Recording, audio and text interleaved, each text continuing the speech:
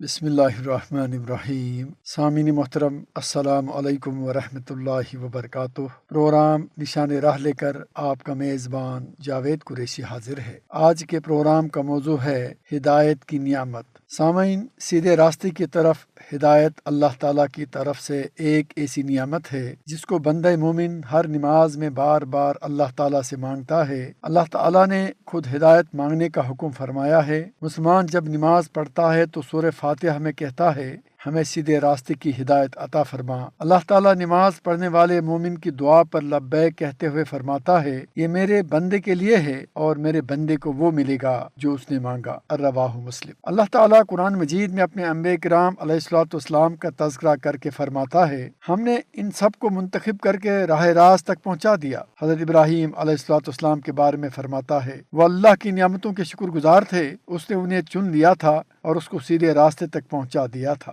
حضرت ابراہیم علیہ الصلوۃ والسلام اپنے والد کو فرماتے ہیں، ابا جان، میرے پاس ایک ایسا علم ہے جو آپ کے پاس نہیں آیا، اس لیے میری بات مان لیجئے، میں آپ کو سیدھا راستہ بتلا دوں گا۔ حضرت موسیٰ علیہ الصلوۃ والسلام اور حضرت ہارون علیہ الصلوۃ والسلام کے بارے میں اللہ تعالیٰ ارشاد فرماتا ہے، جس کا مفہوم یہ ہے، اور ان دونوں کو سیدھے راستے کی ہدایت دے دی۔ رسول اللہ صلی اللہ علیہ وسلم کے بارے میں اللہ تعالیٰ ارشاد فرماتا ہے، اور تاکہ اپنی نعمت تم پر مکمل کر دے اور تمہیں سیدھے راستے پر لے چلے۔ ایک جگہ آپ صلی اللہ علیہ وسلم کا ارشاد ہے، لہذا تم پر جو وحی نازل کی گئی اسے مضبوطی سے تھامے رکھو، یقیناً تم سیدھے راستے پر ہو۔ سامعین، انبیاء کرام علیہ الصلوۃ والسلام کے بارے میں ان نصوص سے دو باتیں سمجھ آتی ہیں۔ ایک یہ کہ ہدایت اتنی بڑی نعمت ہے کہ اللہ تعالیٰ اپنے انبیاء کرام علیہ الصلوۃ والسلام کو اس نعمت سے سرفراز کرنے کے بعد بطور احسان اس کا تذکرہ فرماتا ہے، اور دوسری بات یہ کہ سیدھا راستہ وہی ہے جس پر انبیاء کرام علیہ الصلوۃ والسلام تھے۔ اس نعمت کی عظمت کی وجہ سے رسول اللہ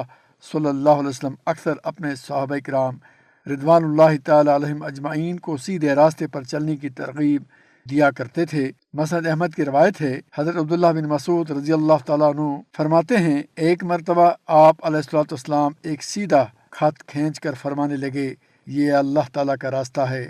پھر اس کے دائیں بائیں بہت ساری لکیریں کھینچیں اور فرمانے لگے، ان راستوں میں سے ہر ایک پر ایک شیطان موجود رہتا ہے جو لوگوں کو اس راستے کی طرف دعوت دیتا ہے۔ پھر یہ آیت تلاوت فرمائی جس کا مفہوم یہ ہے سورہ الانعام میں، اور اے پیغمبر صلی اللہ علیہ وسلم، ان سے یہ بھی کہو کہ یہ میرا سیدھا راستہ ہے، لہٰذا اس کے پیچھے چلو اور دوسرے راستے کے پیچھے نہ پڑو، ورنہ وہ تمہیں اللہ کے راستے سے الگ کر دیں گے۔